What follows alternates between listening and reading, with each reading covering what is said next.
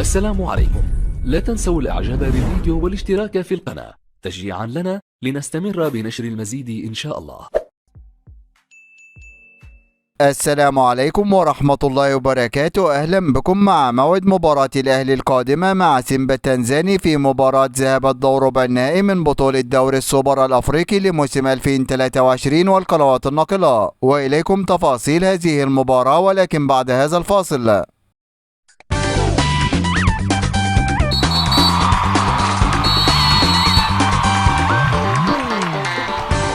بعد فوز فريق الأهلي على فريق الإسماعيلي في المباراة السابقة بنتيجة 3 أهداف مقابل هدف في المباراة التي جمعت بينهم في إطار مواجهة الجولة الثالثة من بطولة الدوري المصري الممتاز، وسجل أهداف الأهلي في هذه المباراة الهدف الأول عن طريق اللاعب بيرسيتاو، والهدف الثاني عن طريق اللاعب حسين الشحات، والهدف الثالث والأخير عن طريق اللاعب بيرسيتاو، ليرتفع رصيد الأهلي بعد هذا الفوز إلى 6 نقاط محتليا به المركز الخامس في جدول ترتيب الدوري المصري الممتاز، وبفارق 3 نقاط عن فريق فيوتشر متصدر جدول الترتيب برصيد 9 نقاط. ويستعد فريق الأهلي لمواجهة فريق سيمبا التنزاني في المباراة القادمة، وذلك في إطار مواجهة مباراة ذهاب الدور ربع النهائي من بطولة دوري السوبر الأفريقي لموسم 2023، وسوف تنطلق هذه المباراة يوم الجمعة الموافق 20 أكتوبر 2023 20/10/2023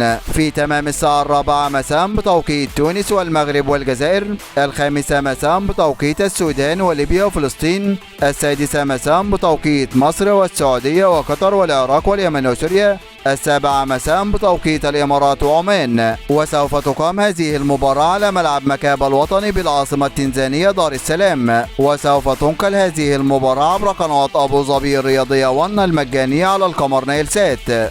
هذا كل ما لدينا عن موعد المباراة، وانتظرونا في موعد مباريات قادمة بإذن الله تعالى، ولا تنسوا دعم الفيديو بلايك والاشتراك في القناة وتوقع نتيجة المباراة في التعليقات أسفل الفيديو.